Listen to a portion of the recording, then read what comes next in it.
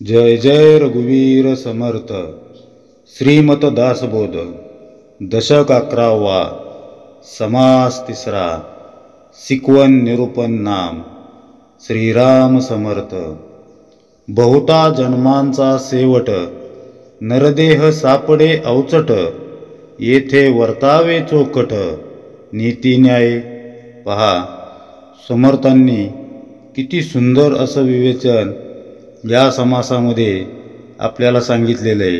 या समासात शिकवण निरूपण नाम म्हणजे मनुष्याला काय शिकवण असावी, कशा प्रकारे त्याचे वर्तन असावे हे या समासात सांगितले आहे. आणि बहुता जन्मांचा शेवट, नरदेह सापडे अवचट, येथे वर्तावे चोखट, नीती न्याय म्हणजे या ओवीमध्ये या समासाचा सार दिलेला आहे. खूप सुंदर असं.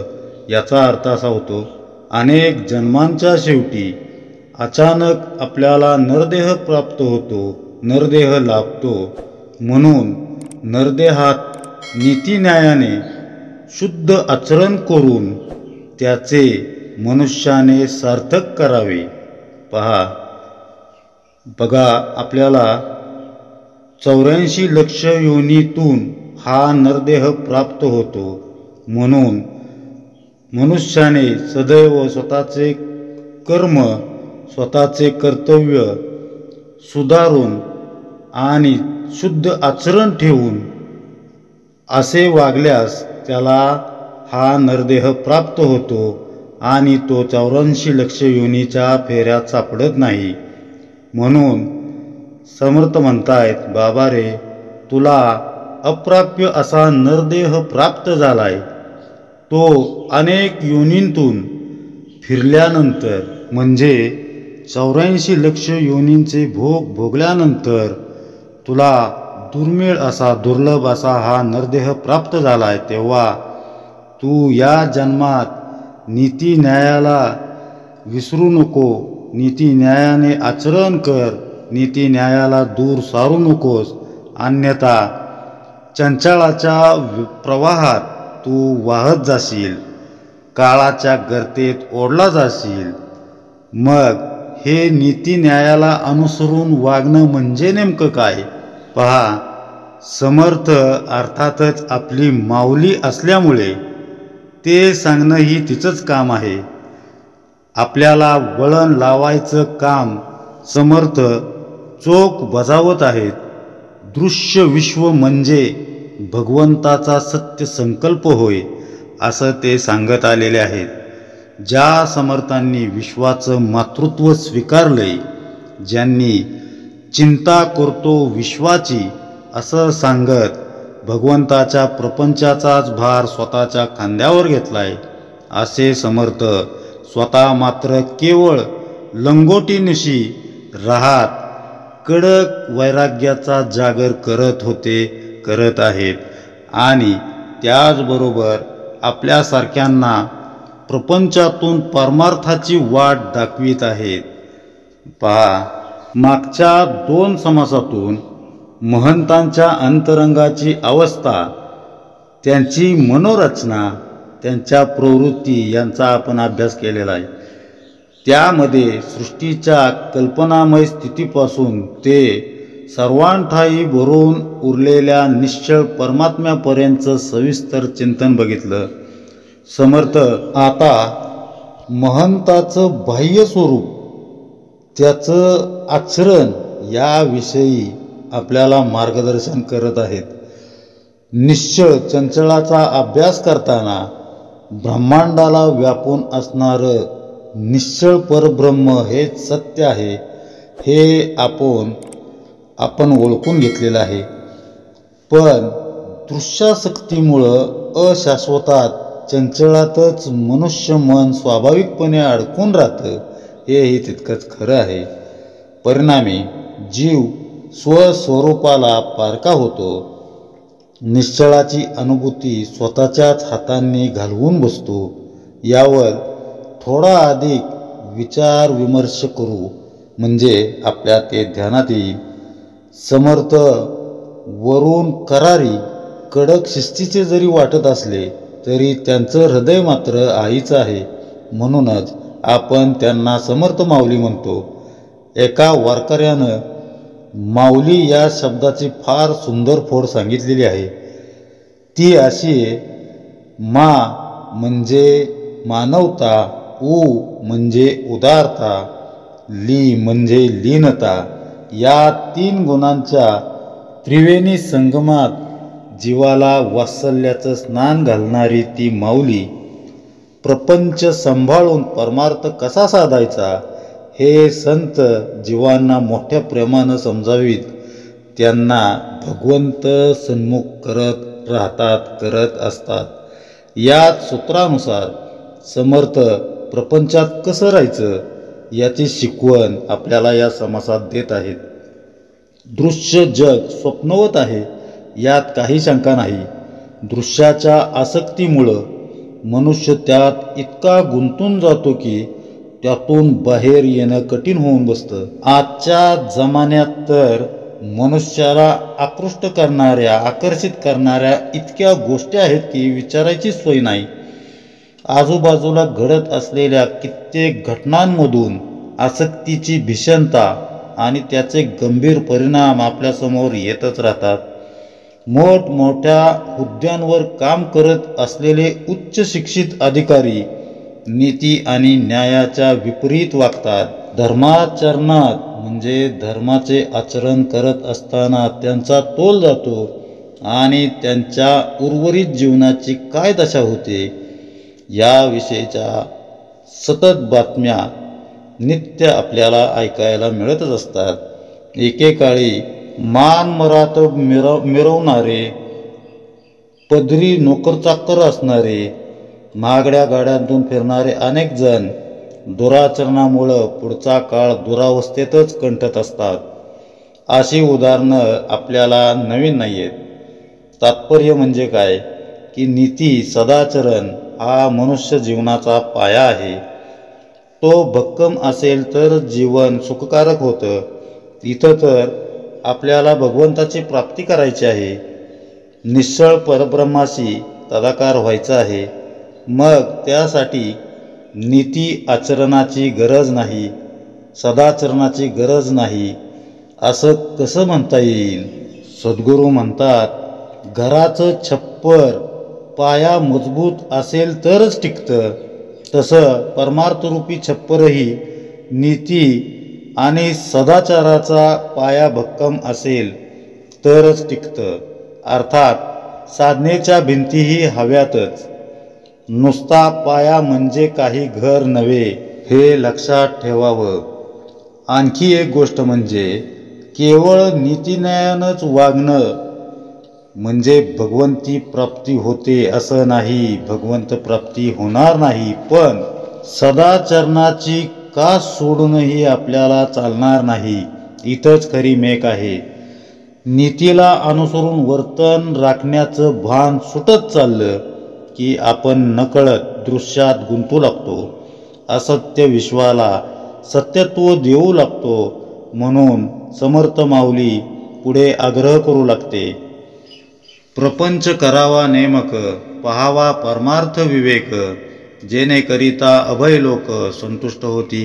म्हणजे माणसाने प्रपंच हे नीतिनियमाने वागून अगदी व्यवस्थित करावा आणि परमार्थासंबंधीही विचार करावा. असं केल्याने इहलोक आणि परलोक दोन्हीकडे सुख लागते. पहा, प्रपंच जागरूकतेनं नेटका करावा. तो आसक्त वृत्तीनं न करता कर्तव्य बुद्धीनं करावा असं सर्वच संतांनी अगदी एकमुखानं सांगून ठेवलेलं आहे. त्याचबरोबर त्यांनी प्रपंच करत असताना परमार्थाचा अभ्यासही उत्कटतेनं अगदी हर्षानं करायला हवा असंही सांगितलेलं आहे. लोक मनाचे ढोबळमानाने 2 प्रकार दिसतात. पहिला प्रकार म्हणजे प्रपंचासक्त मंडळींचा. त्यांना प्रपंचाशिवाय दुसरं काहीच सुचत नाही. मुळे त्यांचा देवधर्म परमार्थही प्रपंचाला धरूनच चालतो. ही मंडळी चंचळाच्या प्रवाहात वाहवत जातात. दुसऱ्या प्रकारातील मंडळी प्रपंचाला वैतागून कुणी त्यांना जणू वाळीतच टाकलंय अशा पद्धतीनं एकाकी राहण्याचा प्रयत्न करत असतात. पहा, समर्थांना ही दोन्ही प्रकारची मंडळी मान्य नाहीयेत. कामधंदा करून कुटुंबांचा चरितार्थ चालवणं, मुलाबाळांचं संगोपन करून त्यांच्या आयुष्याची घडी लावून देणं असा प्रपंचाचा समिती अर्थ समर्थांना अभिप्रेतच नाहीये. जन्माला येऊन भगवंतानं सोपवलेलं विहित कार्य जो नेमकेपणाने व्यवस्थितपणे करतो व त्याच वेळी जो परमार्थाविषयीही जागरूक असतो असा मनुष्यच समर्थ हृदयाला संतोषवितो, म्हणजे आनंद देतो. तोच त्यांचा महंत होतो. असा महंतच इहलोकात आणि परलोकात कौतुकास पात्र होतो, हे ध्यानात ठेवावं. आपलं जीवन म्हणजे काळरूपी प्रवाहातील पाण्याच्या बुडबुड्यांप्रमाणे आहे. केव्हा फुटेल याचा काही नेम नाही. तरीही मनुष्य सामान्यपणे 100 वर्ष जगतो असं मानूया. त्यातील निम्मा वेळ तर तो झोप आणि आराम यातच घालवत असतो. त्यातच त्याचा वेळ निघून जातो. त्यामुळं काही करण्यासाठी जो परिणामकारक वेळ उरतो तो फक्त 50 वर्षाचा, म्हणजे दिवसातील 12 तासांचा. त्यात बालपण अज्ञानातच सरून जातं.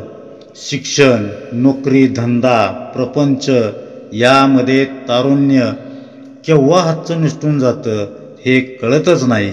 मग डोक्यावरील शुभ्र केस आपण वार्धक्याकडे झुकू लागल्याचं दाखवून देतात. मन त्या मानानं तरुण असतं, पण शरीर मात्र थकत जातं. वृद्धापकाळाचं वर्णन करताना पुढं समर्थ सांगतात, शतवरुषे वय नेमिले, त्यात बाळपण नेणता गेले, तारुण्य अवघे वेचले विषयांकडे. म्हणजे माणसाचे आयुष्य अंदाजे 100 वर्षाचे जर मानले जाते, त्यातील बालपण तर अज्ञानातच निघून जातं आणि तारुण्य तर सगळे विषयभोग भोगण्यातच खर्ची पडतात. पुढे, वृद्धपणी नाना रोग, भोगणे लागे कर्मभोग, आता भगवंताचा योग कोणे वेळे. पहा, म्हातारपणी देह अनेक रोगांनी जर्जर होतो. प्रारब्धाप्रमाणे कर्मभोग भोगावेच लागतात. मग भगवंताची प्राप्ती करून घेण्याला वेळ तरी कसा मिळणार. राजिक देविक उदेग चिंता, अन्न वस्त्र देह ममता, नाना प्रसंगे अवचिता जन्म गेला. पहा, राजकीय त्रास, दैविक ताप, उद्वेग, चिंता, अन्न वस्त्राची तरतूद करणे, देह ममता आणि इतर अचानक ओढवणारे प्रसंग यात बघता बघता सर्व आयुष्य सोडून जातं. समर्थांना काय म्हणायचे पहा, कालचक्र असं काही झपाट्यानं फिरतं की बालपणीच्या तरुणपणीच्या घटना नुकत्याच घडून गेल्यासारखं वाटतं. मुलं मोठी होतात, त्यांच्या प्रपंचाला लागतात आणि त्यांची चिंता वाहता वाहता आपण म्हातारपणाच्या उंबरठ्यावर येऊन पोचतो. मागं वळून पाहिलं तर जीवनात कित्येक प्रसंग येऊन गेल्याचं दिसतं. त्यामध्ये नोकरीधंद्यातील राजकारणामुळं भोगावा लागलेला मनस्ताप असेल, एखादी दैवी आपत्ती असेल, अपयशातून आलेलं वैफल्य असेल, सतत भेडसवणारी काळजी असेल, तत्पुंजा उत्पन्नापायी अन्न वस्त्राची झालेली वानवा असेल.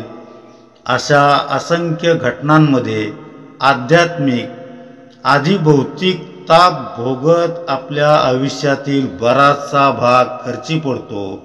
शिवाय लोक मरमरो जाती, वडिले गेली हे प्रचिती, जानत जानत निश्चिती काय मानिले. म्हणजे आजूबाजूला लोक मरतच असतात, वडील माणसेही जातात.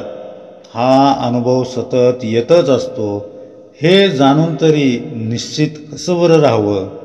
पहा, वडीलधारी मंडळी काळाच्या पडद्याआड गेलेली असतात.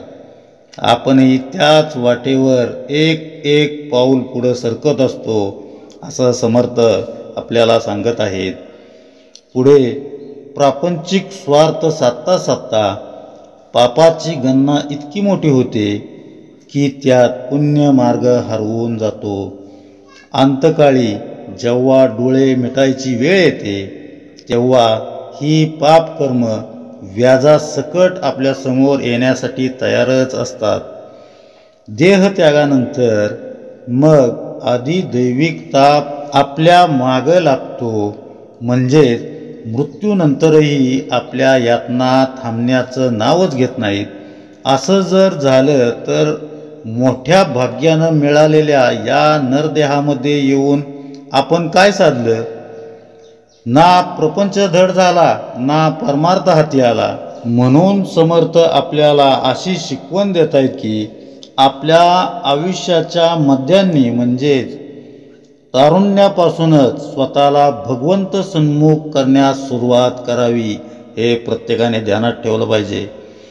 प्रपंचाच्या धबाडग्यातच परमार्थही पूर्ण शक्तीनिशी करावा.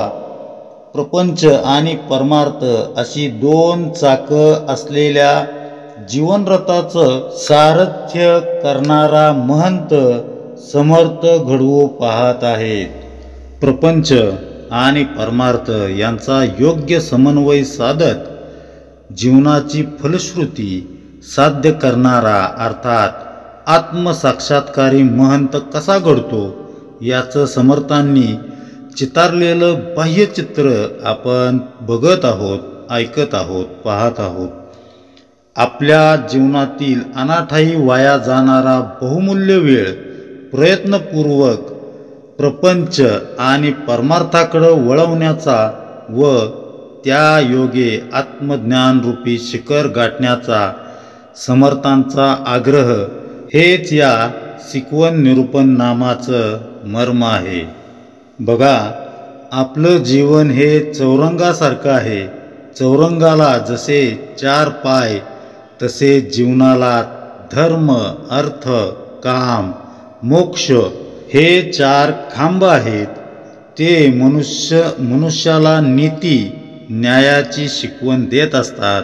मग तो देवस्थ असो किंवा परदेशस्थ, वारकरी असो किंवा सांप्रदायिक, कुठल्याही धर्माचा असो किंवा पंथाचा असो, प्रत्येक मनुष्याचा जीवन चौरंग या 4 खांबावरच आधारलेला आहे.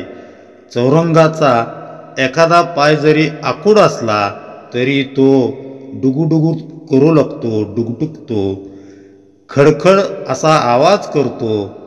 ज्यानं सद्गुरूंना हृदयात स्थान दिलं आहे त्याचा जीवनरूपी चौरंग कधीही डुगडुगत नाही, कधीही खडबडत नाही. त्याच्या जीवनात नेहमी धर्म, अर्थ, काम, मोक्ष यांचा समन्वय एकदम समानतेनं साधला गेलेलाच दिसून येतं. समाजात धर्म, अर्थ, काम, मोक्ष यांपैकी पहिल्या 3 गोष्टी सर्वज्ञात असतात, सर्वज्ञात आहेत, सर्वांना समजतात. त्यातल्या त्यात अर्थ म्हणजे वित्त, पैसा. पैसा हा तर सर्वांचाच लोकप्रिय आहे.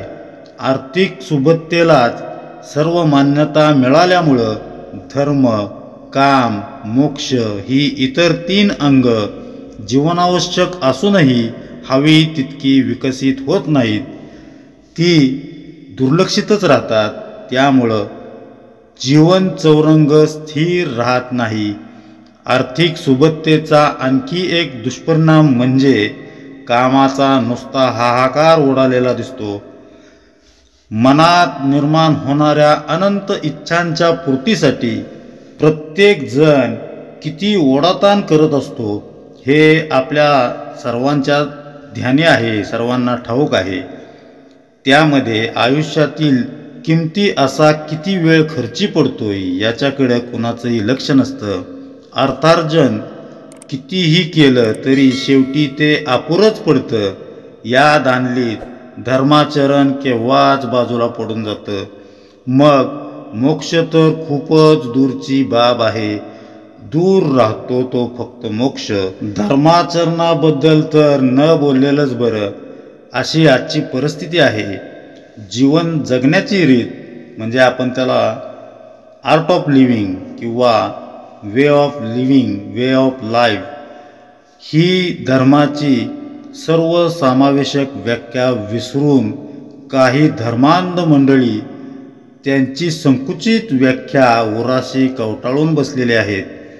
त्यातूनच मध्य पूर्व आशिया, आखाती प्रदेश, दक्षिण आफ्रिकेतील काही देशात धर्मांध शक्तींचा उदय झाल्याचं दिसून येतं.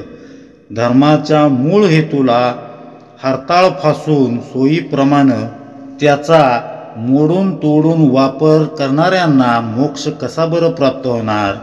जीवनात सद्गुरूंचं अधिष्ठान असेल तर ते धर्म, अर्थ, काम, मोक्ष या चारही अंगांचा समसमान विकास साधण्याला मदत करतात.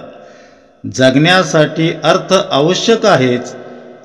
कुणापुढं हात पसरून दैन्यवानं जीवन जगावं हे संतांना मुळीच पटणार नाही.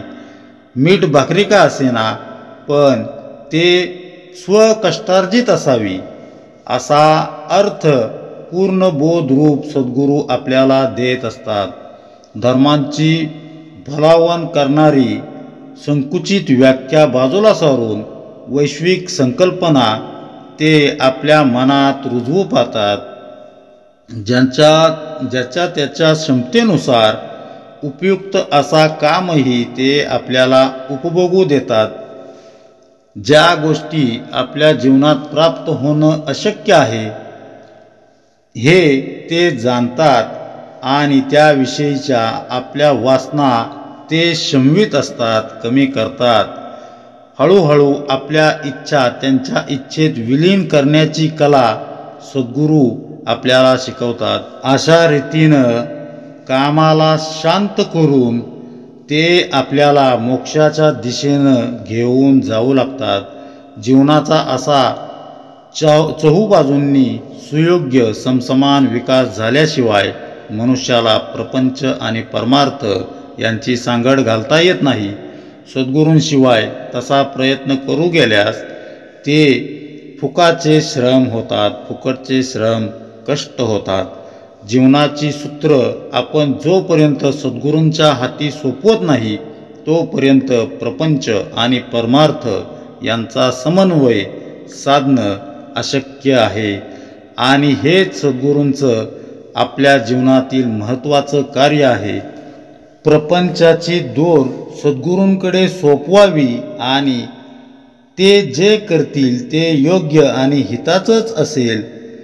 हिताचंच करतील असा दृढ भरवसा, असा दृढ विश्वास बाळगावा. त्यामुळं आपलं मन स्थिरावतं आणि सद्गुरुकृपेनं, गुरुकृपेनं प्रपंच आणि परमार्थ यांचा मेळ बसू लागतो.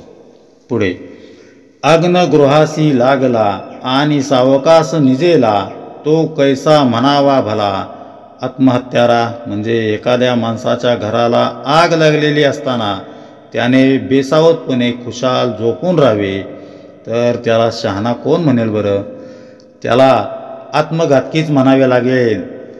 पुण्यमार्ग अवघा बुडाला, पाप संग्रह उदंड झाला, येम यातनेचा झोला. कठीण आहे म्हणजे जीवनात माणसाने काहीच पुण्य केले नाही आणि उदंड पाप संग्रहच केला तर त्याला पुढे कठीण अशा यमयातनेच्या हल्ल्यास तोंड द्यावे लागेल. तरी आता ऐसे न करावे, बहुत विवेकी वर्तवावे, इहलोक परस्त्र साधावे.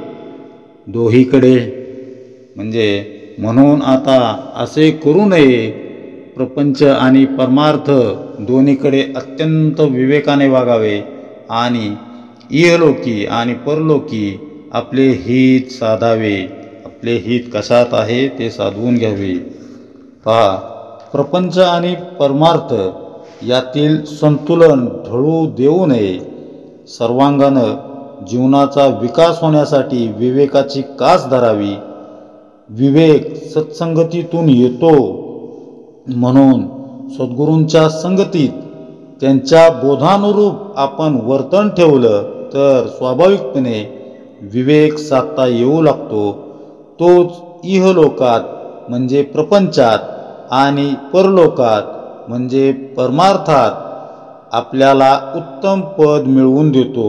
म्हणून विवेकाला समर्थ अनन्यसाधारण असं महत्त्व देत आहेत. सर्वप्रथम विवेक आपल्याला काळाचं मोल समजावून देतो. आपल्याला वेळेची किंमत नसते. आपल्या आयुष्याची वजाबाकी मागच्या निरूपणात आपण समजून घेतलेलीच आहे. आत्मप्रचिती घेण्यासाठी भगवंतानं आपल्याला खूपच कमी वेळ दिलेला आहे, फार कमी वेळ दिलेला आहे. त्यातून प्रपंचाचं रहाटगाडगं चालवता चालवता अगदी मोजके क्षणच परमार्थासाठी शिल्लक राहत असतात, परमार्थासाठी उरतात. मनुष्य त्याचाही दुरुपयोग करतो. प्रपंचाला कंटाळून रोजच्या कटकटींना वैतागून तो झोपेत आळसात वेळ दवडतो, व्यसनांमध्ये वेळ आपला घालवतो. त्याविषयी त्याला अजिबात खंत वाटत नाही. उलट आरामाच्या नावाखाली त्याचं तो समर्थनच करत राहतो. अशा रीतीनं बहुमूल्य असा वेळ तो गमवतो आणि स्वतःचं अपरिमित असं नुकसान करून घेतो.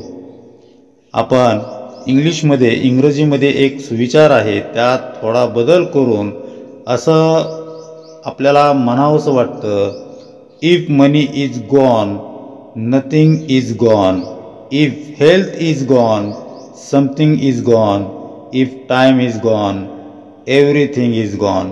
म्हणजे पैसा गेला तर तो मिळवता येतो, आरोग्य ढासळलं तर पैसा खर्च करून काही अंशी ते परत मिळवता येतं. मात्र जीवनातील गेलेले क्षण कधीच परत मिळवता येत नाहीत. म्हणूनच समर्थ कालापव्ययावर नेमकेपणानं बोट ठेवताना आपल्याला फटकारतात. आळसाचे फळ रोकडे, जांभया देऊन निद्रा पडे, सुख म्हणून आवडे आळसी लोका. म्हणजे जो कोणी अत्यंत आळशी असतो त्याला त्याच्या आळसाचे फळ तात्काळच प्राप्त होते.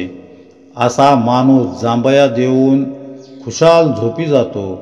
आळशी लोकांना अशा प्रकारे झोपून राहण्यातच सुख वाटत असते. पहा, जो काबाड कष्ट करतो, समर्थ या ठिकाणी काय म्हणतायत की जो काबाड कष्ट करतो, जो प्रयत्नवादी आहे, त्याला सुरुवातीला त्रास होतो. शरीर कष्ट करण्याला सहजासहजी तयार होत नाही. मात्र या कष्टांच्या जोरावरच त्याला पुढं चांगले दिवस वाट्याला येतात. आधी हाताला चटके मग मिळते भाकर, ही बहिणाबाईंची सार्थ उक्ती व्यर्थ थोडीच जाणार का? कष्ट न घेणारे इतर लोक मात्र आळसात वेळ फुकट घालवतात. अशा कष्ट टाळू मंडळींची अत्यंत तिखट शब्दात उघडणी करताना समर्थ पुढे म्हणतात, आळस उदास नागवना, आळस प्रयत्न बुडवना, आळसे करंटपणाच्या खुणा प्रगट होती. म्हणजे आळसामुळे माणसाला कधी सुख लाभू शकत नाही. तो उदास होतो, सर्व प्रकारे तो नागवला जातो. आळसामुळे प्रयत्न केलाच जात नाही आणि अखेर करंटेपणाची लक्षणे आळशी मनुष्याच्या ठिकाणी स्पष्टपणे दिसू लागतात. म्हणजे प्रयत्नांच्या अभावामुळं जीव एकदम दैन्यवाना होतो. करंटेपणाच्या खुणा त्याच्या जीवनात दिसून येतात. दुर्दैव त्याच्या पाठीमागं हात धुवून लागतं. आळसामुळंच जीव अक्षरशः नागवला जातो. म्हणून समर्थ समजवण्याच्या स्वरात सांगतात, म्हणून आळस नसावा तरीच पाविजे वैभवा, अस्त्री परस्त्री जीवा समाधान. म्हणजे म्हणून माणसाने कधीही आळस करू नये. आळस सोडून उद्योग केल्यानेच वैभव प्राप्त होते आणि जीवाला इहलोकी आणि परलोकी समाधान प्राप्त होते. प्रयत्न करावा तो कोण, हेची एका निरोपण सावध करून अंतकरण निमिष एक. म्हणजे तो प्रयत्न कोणता करावा याचे निरूपण आता क्षणभर चित्त एकाग्र करून सावधपणे ऐका. पहा, लौकिक आणि परलौकिक या दोन दृष्ट्या जीवन यशस्वी होण्यासाठी आळसाचा त्याग करणं आणि त्याला अखंड प्रयत्नांची जोड देणं अनिवार्य आहे, बंधनकारक आहे, असं समर्थ आपल्याला इथं सांगत आहेत. नेमके कोणते प्रयत्न करायचे आणि त्यांची दिशा कोणती याविषयी आपण थोडं पुढं पाहणार आहोत. सद्भाग्यानं मिळवलेला मनुष्यदेह आणि वेळ यांचं महत्त्व समजून देताना समर्थांनी आपल्या हातातून न कळतपणे अमूल्य असा वेळ कसा निसटून जातो याचं सुंदर असं विवेचन केलेलं आहे. त्याचबरोबर प्रपंच आणि परमार्थ या दोन्हींमध्ये उत्कर्ष साधायचा असेल तर आळस त्यागून प्रयत्नांची कास धरावी अशी सूचना त्यांनी मागच्या निरूपणाच्या शेवटी केली होती. त्या प्रयत्नांची नेमकी दिशा कशी असावी याचं मार्गदर्शन समर्थ आपल्याला आता करत आहेत. भगवंत दर्शनासाठी निघालेल्या जीवाच्या जीवन रथाची दोन चाकं म्हणजे प्रपंच आणि परमार्थ. दुचाकी किंवा चारचाकी वाहनांची चाकं एक समान उंचीची असतात. ती तशी नसती तर वाहनाला कधी वेगच घेता आला नसता. तसंच प्रपंच आणि परमार्थ यापैकी एक जरी चाक थोडंसं मोठं किंवा छोटं असेल तर जीवन रथाची गती खुंटून जाते. त्यामुळं ही दोन्ही चाकं समसमान असायला हवीत. दोन्हीत समान ऊर्जा हवी, समान उत्कटता हवी, तरच जीवाला धर्म, अर्थ, काम आणि मोक्ष हे चारही पुरुषार्थ साधून भगवंत भेटीचा सोहळा अनुभवता येतो. यासाठी प्रपंच आणि परमार्थ यांचा सुयोग्य समन्वय साधणं अत्यंत आवश्यक असतं. त्या दोन्हींची सूत्र आपण जर सद्गुरूंकडं सुपूर्त केली तर समन्वय साधणं अतिशय सुलभ, सरळ आणि सहज होत असतं. सद्गुरू जे बोध देतात ते आचरणात उतरवणंही अगत्याचं म्हणजेच आग्रहाचं आवश्यक ठरतं. व्यवहारात आपण प्रयत्न तर अनेक प्रकारे करत असतो, पण त्यांचं अधिष्ठान देहबुद्धी असल्यानं लौकिक आणि पारलौकिक यांची सांगड घालताना आपली एकदम तारांबळ उडते. केवळ प्रयत्नांनीच भगवंत प्राप्त करता आला असता तर सर्वप्रथम मोलमजुरी करणाऱ्या आणि रस्त्यावर दगड फोडणाऱ्याला तो सर्वात अगोदर भेटला असता, तो प्राप्त झाला असता.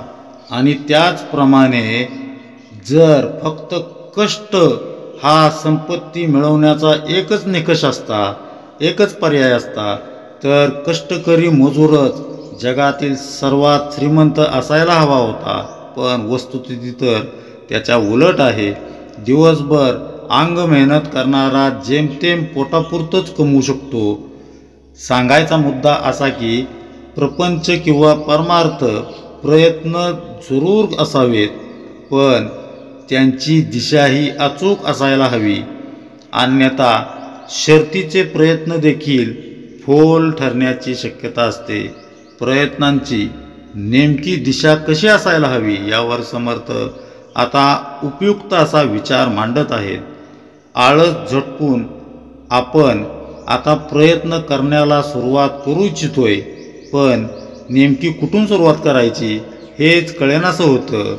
व्यवसायात यशस्वी कसं व्हायचं ते सांगणारे सल्लागार भरपूर आहेत, पण त्यांचा परमार्थाशी कसलाही संबंध नसल्यानं त्याबाबत काही सांगायला ते असमर्थ ठरतात. काही शास्त्राकार पंडित परमार्थाविषयी मार्गदर्शन करतीलही, पण अनुभूती नसल्यामुळं परमार्थ प्रपंचात उतरवायचा कसा हे सांगण्यात कदाचित ते कमी पडतील. चंचळात राहून निश्चळाशी कसं संधान बांधायचं, भगवंत प्राप्ती हे ध्येय ठेवून जीवन व्यवहारात आपलं आचरण कसं ठेवायचं याचा सुगम बोध सद्गुरूच त्यांच्या स्वानुभूतीच्या बळावर देऊ शकतात. आपल्यापैकी अनेकांची एक प्रतिनिधिक तक्रार असते, ती म्हणजे रोजच्या प्रापंचिक गोष्टीतून साधनेला, नामस्मरणाला वेळच मिळत नाही. या तक्रारीचं समाधान सर्वप्रथम करावं असं समर्थांनाही वाटलं, म्हणून ते पुढे सांगतायत. प्रातःकाळी उठावे, काही पाठांतर करावे, येथान शक्ती आठवावे सर्वोत्तमासी. म्हणजे पहा, रोज प्रातःकाळी उठावे, सकाळी उठावे, नित्य काहीतरी पाठांतर करावे आणि यथाशक्ती सर्वोत्तमास आठवावे. पहा, म्हणजे समर्थ काय आपल्याला शिकवून देत आहेत की आपण आजकाल रात्री जागरण करणं ही आपली नवीन फॅशन बनत चाललेली आहे. त्यामुळं साहजिकच आपल्याला उठायला उशीर होतो. अर्थात याला अपवाद आहे तो व्यायामासाठी म्हणून सकाळी लवकर उठणाऱ्यांचा. बरीचशी मंडळी सकाळचा वेळ TV, मोबाईल, वर्तमानपत्र, गप्पाटप्पा यामध्ये घालवतात. सकाळचा वेळ सत्कारणे लावण्यासाठी समर्थ आपल्याला बोध देतात. आपल्या मनाला बोध देताना म्हणतायत की प्रभाते मनी राम चिंतित जावा. म्हणजे जीवनाची तीच खरी सुरुवात असू शकते. सकाळच्या प्रहरी भगवंताचं कृतज्ञतापूर्वक स्मरण करावं, काही पाठांतर करावं असं समर्थ आपल्याला सुचवित आहेत. मध्यंतरी एक वयस्क असे सद्ग्रस्त भेटले होते. त्यांना स्मृतीचा त्रास होत होता. नुकतीच घडलेली घटनाही त्यांना आठवत नव्हती. मात्र लहानपणी पाठ केलेल्या कविता, स्तोत्र त्यांनी घडाघड म्हणून दाखवली. त्यांचं रहस्य सांगताना ते म्हणाले की हे सर्व पाठांतर ते लहान असताना त्यांच्या आईवडिलांनी पहाटेच्या वेळी त्यांच्याकडून करून घेतलं होतं. पहाटे केलेलं पाठांतर शक्यतो विस्मृतीत जात नाही असा अनुभव आहे. म्हणून तो वेळ पाठांतरासाठी, सर्वोत्तमाच्या चिंतनासाठी व्यतीत करावा. शरीर ताजंतवानं असतं, मन प्रसन्न असतं, वातावरण आल्हाददायक असतं, वर्दळ कमी असल्यामुळं सर्वत्र शांतता असते. अशा अनुकूल वेळी साधनाभ्यास अधिक एकाग्रतेनं होऊ शकतो. भगवंताचं काही काळ चिंतन केल्यावर मग आपली नित्यकर्म आटोपावीत असं आपल्याला समर्थ इथं शिकवून देत आहेत, समर्थ सांगत आहेत. मग दिशेकडे जावे, जे कोणासीच नव्हे ठावे, शौच आचमन करावे निर्मळ जळे. म्हणजे पहा, समर्थांनी आपल्याला किती छोट्या छोट्या गोष्टी ज्या दैनंदिन जीवनातील आपल्या उपयोगाच्या आहेत त्या बारकाईनं आपल्याला सांगितलेल्या आहेत. एक प्रकारचं दैनंदिन वळण लावण्याचा प्रयत्न समर्थांनी आपल्याला केलेला आहे. या ओवीमध्ये ते म्हणतात, म्हणजे त्या काळच्या ओवीनुसार, त्या काळच्या आचरणानुसार, मग गावाबाहेर लांब कुठेतरी शौचास जावे आणि स्वच्छ पाण्याने हातपाय धुवून आचमन करावे. पुढे मुखमार्जन, प्रातः स्नान, संध्या तर्पण, देवतार्चन, पुढे वैश्यदेव उपासन यथासांग. म्हणजे नंतर तोंड धुवून प्रातस्नान करावे आणि संध्या तर्पण देवतार्चन करून यथासांग वैश्वदेव आणि उपासना करावी. पहाटे किंवा सकाळी सकाळी लवकर उठल्यावर प्रथम भगवंताचं नामस्मरण करावं. त्याला स्नानादी कर्मांची आडकाठी असू नये. नाम कंठाशी धारण करणं हे दिवसातील प्रथम आणि महत्त्वाचं महत्कार्य असावं. याचा मोठा फायदा होताना दिसतो. त्यामुळं आपलं चित्त शांत स्वस्थ होतं. स्थिर चित्तच दिवसभराच्या विहित कार्यासाठी प्रेरणा देतं, योग्य अशी दिशा देतं. शांत चित्तानं प्रसन्न मनानं केलेली कर्म उत्तम फल देणारी ठरतात. याच्या अनुषंगानं सद्गुरू सांगतात, त्यांची एक भूमिका ते मांडत आहेत की ज्याच्या मागं उपासनेचा जोर आहे तोच या जगात खरं कार्य करू शकतो. हा प्रयत्नांच्या अचूक दिशेतील प्रथम टप्पा आहे, हे ध्यानात ठेवावं. दिवसभर परमार्थच करावा असं संतांचं म्हणणं अजिबात नाही आहे. शक्यतो सकाळी अथवा दिवसातील ठराविक वेळी नियमाने मनोभावे उपासना केली, नामसाधना केली तरी ती पुरेशी ठरते. अशा उपासनेतूनच परमार्थ आपल्या नित्य व्यवहारात वृत्तीत कितपत झिरपतोय याचं मात्र निरीक्षण करावं.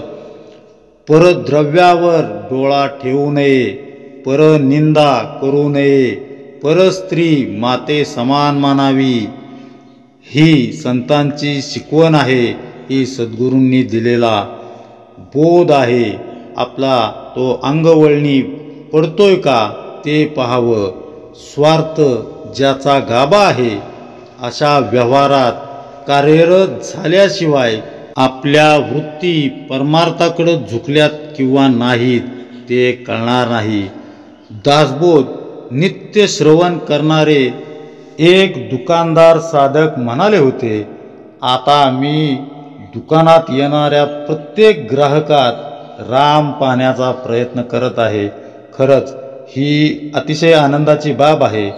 अशा रीतीनं परमार्थ जर आपण सहज आचरणात आणू लागलो तर माया ब्रह्म या संकल्पना आपल्यासाठी अतिशय सहज सुलभ होतील. आचरणाच्या दृष्टीनं मार्गदर्शन करताना समर्थ पुढे सांगतात, काही फळाहार घ्यावा, मग संसार धंदा करावा, सुशब्दे राजी राखावा. सकळ लोक म्हणजे नंतर काही फलाहार फळं वगैरे खाऊन घेऊन मग संसारासाठी आवश्यक तो उद्योगधंदा करावा. सर्वांशी नेहमी गोड बोलत सर्वांना राजी राखावे, मर्जीत ठेवावे, मर्जीत राखावे. ज्याचा जो व्यापार तेथे असावे खबरदार, दुष्टितपणे तरी पोर वेढा लावी. म्हणजे ज्याचा जो काही व्यापारधंदा असेल तो अत्यंत दक्षतेने सावधपणाने करावा. त्या ठिकाणी बेसावधपणा केल्यामुळे एखादे पोरही फसवू शकेल, हे ध्यानात ठेवावे. पहा किती छोट्या छोट्या गोष्टी समर्थ आपल्याला इथं या ठिकाणी शिकवत आहेत. पहा समर्थ आपल्याला सांगत आहेत की नित्योपासनेनंतर शौच, मुखमार्जन, स्नानादी कर्म करावीत. फलाहार घेऊन मग प्रपंचाच्या कामांना लागावं. आपले शब्द विचारपूर्वक उच्चारलेले, कुणाचं मन अकारण न दुखावणारे असावेत. कामात खबरदार असावे, अन्यथा एखादं छोटंसं लहानगं पोरही आपल्याला फसवू शकेल. कोणी आपल्याला फसवत असेल तर त्याला दटावताही आलं पाहिजे. अशा वेळी त्याचं मन दुखावेल असा विचार करू नये. आपल्या मवाळपणाचा, चांगुलपणाचा कुणी गैरफायदा उचलता कामा नये. इतपत आपण कणखरही असायला हवं. व्यवहारात आपण कुणाला फसवू नये आणि कुणाकडून फसवले जाऊ नये. एवढी सावधानता बाळगायलाच हवी. असा सटोटीचा व्यवहार मग आपल्याला काय देतो? समर्थ पुढे सांगतात, चुके ठके विसरे सांडी, आठवण झाली या चरफडी, दूषित आळसाची रोकडी. प्रचित पहा, म्हणजे जो माणूस चुकतो, फसतो, विसरतो, वस्तू किंवा पदार्थ हरवतो आणि नंतर आठवण आल्यावर चरफडतो, त्याची फटफजिती होते. दूषितपणा आणि आळस यांच्या परिणामामुळे अशी प्रचिती येते. या कारणे सावधान एकाग्र असावे मन, तरी मग जेविता भोजन गोड वाटे. म्हणून माणसाने अत्यंत सावध असावे. जे काही करायचे असेल ते मन एकाग्र करून करावे. अशा रीतीने उद्योगधंदा व्यवस्थित करून घरी आल्यावर भोजन केले असता ते अन्न गोड लागते. पहा, समर्थ या ठिकाणी म्हणतायत, उत्तम रीतीनं कामधंदा केल्यावर रात्रीचं जेवण गोड लागतं. प्रपंच परमार्थ करताना चित्त सावध एकाग्र असणं अत्यंत महत्त्वाचं आहे. जो त्या एकाशी योग्य साधण्याची कला आत्मसात करतो त्याचं चित्त एकाग्र होऊ लागतं, त्याचं चित्त एकाग्र होऊ शकतं. एकाग्रता साधण्याचा अभ्यास करण्यासाठी पहाटेची वेळ सगळ्यात उत्तम आहे. राम प्रहरी, आपण त्याला राम प्रहरी म्हणतो, राम प्रहरी चित्तात रघुनाथांचं ध्यान करावं, त्यांची उपासना करावी. चित्त निर्मळ ठेवून सद्गुरूंचं अनुसंधान राखत दिवसभरातील विहित कर्म कर्तव्य बुद्धीनं करावीत. अशा रीतीनं प्रपंचासोबत परमार्थही विकसित होऊ लागेल असा समर्थांना विश्वास वाटतो. पहा, प्रपंचात तसंच परमार्थातही परमोच्च अवस्था प्राप्त करणं शक्य आहे. त्याकरता कशाचाच त्याग करण्याची जरुरी नसते. मात्र त्यासाठी आवश्यक असतं ते अनुशासन, शिस्त. हाती आलेल्या वेळेचा आपण कसा सदुपयोग करून घेतो यातच यशाचं रहस्य दडलेलं आहे. बहुतांश वेळेला चुकीच्या संकल्पना स्वीकारल्यामुळं किंवा आळसामुळं अनमोल वेळ आपला वायाला जातो आणि दोन्ही घरचा पाहुणा उपाशी, अशी आपली अवस्था, अशी आपली गत होऊन बसते.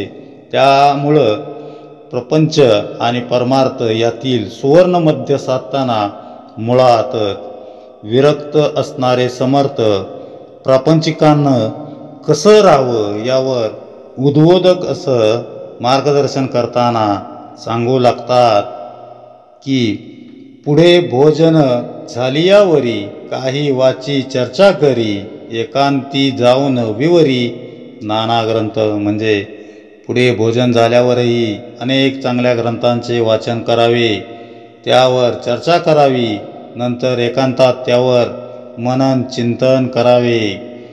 तरीच प्राणी शहाणा होतो, नाहीतरी मूर्खची राहतो.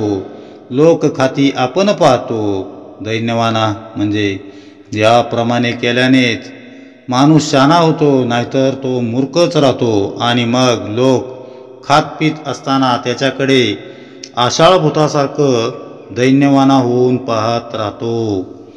एक सदैवपणाचे लक्षण, रिकामा जाऊ नेदी एक क्षण, प्रपंच व्यवसायाचे ज्ञान बरे पाहे. म्हणजे आता भाग्यवंतांचे लक्षण सांगतो. ते एक भाग्यवान असतो तो एक क्षणभरही रिकामा बसून राहत नाही. आपल्या प्रपंचासाठी जो व्यवसाय करतो त्याचे उत्तम ज्ञान तो संपादन करतो व सर्व काळी वेळ सार्थकी लावतो. काही मेळवी मग जेवी, गुंतल्या लोकांस उगवी, शरीर कारणी लावी काहीतरी. म्हणजे काही ना काही कमवल्याशिवाय तो खात नाही. आणि अडलेल्या नडलेल्या लोकांना जो यथाशक्ती मदत करीत असतो असा मनुष्य खरोखरच आपल्या देहाचे सार्थक करतो. पहा, समर्थांना या ठिकाणी काय म्हणायचंय? फुकट अन्न सेवन करू नये, कष्ट करून पोट भरावं. त्याचबरोबर अडीअडचणीतील लोकांना मदत करायला विसरू नये. चांगल्या कामासाठी द्रव्यदान करावं. सत्कर्मात देह झिजवावा. स्वतःसाठी कमावणं योग्य आहे, पण त्याच वेळी समाजाचं देखील आपण देणं लागतो याचं भान असायला हवं. आपल्या उत्पन्नातील काही ना काही म्हणजे 5-10% हिस्सा दानधर्म करावा. गोर गरिबांच्या कल्याणासाठी द्यावा. ते समाजकार्य आहे. तसंच तुमच्यासाठी काम करणाऱ्यांना प्रगतीचा मार्ग तुम्ही कसा दाखवता हे देखील महत्त्वाचं आहे. अशी समर्थांची धारणा आहे, सद्गुरूंची धारणा आहे. हव्यासापोटी रगड पैसा कमवून तो नुसताच संग्रही ठेवण्यापेक्षा तो गरजूंना मदत करण्यात खर्च करावा. त्यातून प्रपंच आणि परमार्थ या दोन्ही बाजूंनी उद्धाराचाच मार्ग प्रशस्त होत जातो असं समर्थ सांगत आहेत. बरं, केवळ दीनदुबळ्यांचीच सेवा केली म्हणजे जीवन परिपूर्ण झालं असं म्हणता येत नाही. जीवन यशस्वी व्हायचं असेल तर प्रपंचाबरोबरच परमार्थरूपी चाकही तितकंच उत्तम आणि गतिशील वेगवान ठेवावं लागेल. म्हणूनच समर्थ प्रपंची पाहिजे सुवर्ण, यानंतर लगेचच परमार्थी पंचीकरण असं सांगून ठेवतात. आर्थिक सुबत्तेबरोबरच आपल्या स्वस्वरूपाचं, विश्वातील तत्वांचं ज्ञान करून घेणंही आवश्यक आहे. मी म्हणजे देह नसून परमात्म्याचा एक अंश आहे याचं सतत निधिध्यासन ठेवलं तर प्रपंचात भाग्यलक्ष्मी आणि परमार्थात मोक्षलक्ष्मी असं दोन्हीकडे उत्तम स्थान प्राप्त होऊ शकतं असं समर्थ आपल्याला आग्रहानं सांगत आहेत. सद्गुरू प्रदत्त साधनाभ्यासात रत राहून त्यात प्रगती करत गेल्यानं सद्गुरूंच्या कृपेनंच जीवनाच्या दोन्ही क्षितिजांवर भाग्योदय झाल्याचा अनोखा क्षण आपण अनुभवू शकू. मात्र या उच्च ध्येयाप्रत जाण्यासाठी काळाचं महत्त्व समजून घ्यायला हवं असं समर्थ निक्षून सांगताना आपल्याला पुन्हा ते आदर्श दिनचर्येकडे घेऊन येत आहेत. ते सांगतात, काही धर्मचर्चा पुराण, हरिकथा निरूपण, वाया जाऊ नेदिक्षण. दोहीकडे म्हणजे तो रोज काही ना काही धर्मचर्चा करतो, पुराण श्रवण करतो आणि हरिकथा आणि अध्यात्म निरूपण यात वेळ घालवतो. प्रपंच आणि परमार्थ दोन्हीकडे तो एक क्षणही वाया जाऊ देत नाही. पहा, रात्रीच्या जेवणानंतर थोडा वेळ पुन्हा परमार्थासाठी द्यावा. धर्मचर्चा करावी, पुराण वाचावं, हरिकथा किंवा निरूपण ऐकावं. गुजराती समाजात धनाढ्य कुटुंबात वर्षातून एकदा तरी भागवत रामकथेचं आयोजन केलं जातं. त्यानिमित्त भरपूर अन्नदानही केलं जातं. असं जर कोणी करत नसेल तर तो व्यवसायातून फक्त धन गोळा करण्याचा मार्ग आहे किंवा धन गोळा करण्याचा मार्ग आहे असं समजलं जातं. आपल्याकडेही सप्ताह किंवा पारायण करण्याची पद्धत आहे. या गोष्टींवरून हेच दिसून येतं की मनुष्याचं प्रापंचिक सुवर्ण परमार्थाशिवाय अपूर्ण आहे. आर्थिक सुबत्तेला जोपर्यंत परमार्थाचं अधिष्ठान नाही तोपर्यंत त्याला मोक्षलक्ष्मीचा प्रसाद मिळत नाही. समर्थांचं हे सांगणं आपल्याला पटतं. आपली ही दिनचर्या अशीच आदर्श असावी असंही वाटतं. मनोमन तसं करायचं ठरवतो देखील, पण आपला हा निश्चय फार काळ टिकत नाही असंच दिसून येतं. याला कारण आपण आपल्या जीवनाची सर्व सूत्र सद्गुरूंकडं खऱ्या अर्थानं सोपवलीच नाहीत. हा प्रपंच आणि परमार्थ सद्गुरूंचाच आहे अशी आपल्या मनाची पक्की धारणा असायला हवी.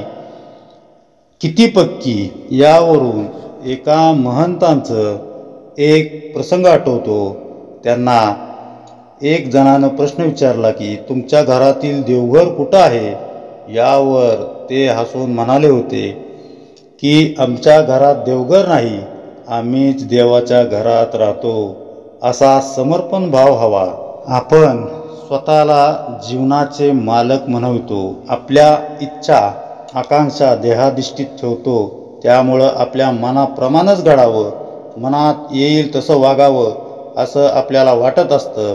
परंतु देहासकट आपल्या प्रपंचाचा स्वामी कोण आहे हे समजून एकदा का सारी सूत्र त्यांच्या म्हणजे सद्गुरूंच्या ताब्यात दिली की देहाला वागवण्याचं स्वातंत्र्य आपल्याकडं राहतच नाही. पहा, एक जर आपण उदाहरण पाहायला गेलो तर मोठमोठ्या कंपन्यांमध्ये तिथल्या मुख्य व्यवस्थापकाला म्हणजे MDंना काही निर्णयाचे अधिकार दिलेले असतात. त्याच्या अखत्यारीत जे म्हणून येतं त्यावर तो स्वतः निर्णय घेऊन कामं पुढं नेत असतो.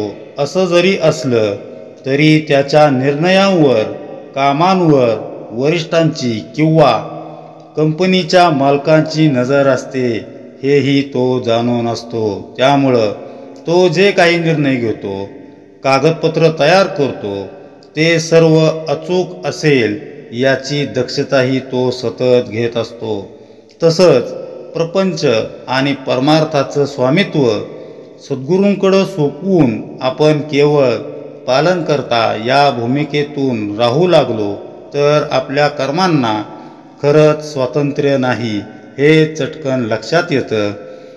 मोठे निर्णय जरी घ्यायची वेळ आली तरी ते घेताना सद्गुरूंच्या साक्षीत्वानं घ्यावे. आपल्या प्रत्येक कृतीवर मान्यतेची मोहर उमटवायला हवी. अशा मनोधारणेतून आपण सद्गुरूंचे दास म्हणून वावरू लागलो तर काय होतं हे सांगताना समर्थ पुढे लिहितात. ऐसा जो सर्व सावध त्याचा कैसा असेल खेद, विवेके तुटला संबंध देहबुद्धीचा. म्हणजे असा जो सर्व काळ सर्व विषयांबाबत अत्यंत सावध असतो त्याला खेद होईलच कसा. सारासार विचाराने तो देहबुद्धीचा संबंध तोडून टाकतो. आहे तितुके देवाचे ऐसे वर्तने निश्चयाचे, मूळ तुटे उद्वेगाचे येणे रीती. म्हणजे जे काही आहे ते सर्व देवाचे आहे असा त्याच्या बुद्धीचा ठाम निश्चय झालेला असतो आणि त्याला अनुसरून तो वागत असल्याने उद्वेगाचे मूळ कारणच नाहीसे होते. पुढे प्रपंची पाहिजे सुवर्ण, परमार्थी पंचीकरण, महावाक्यांचे विवरण करिता सुटे.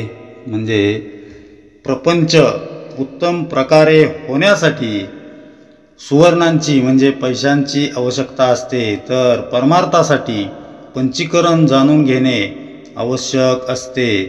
यानंतर तत्वमसी इत्यादी महावाक्यांचे मनन निधिध्यासन म्हणजे विवरण केले असता मोक्ष प्राप्त होतो. पहा, समर्थ आपल्याला इथं काय सांगतायत. प्रपंच आणि परमार्थ यांचा एकत्रित अभ्यास करताना जीवनाचं ध्येय निश्चित करणं अत्यावश्यक आहे.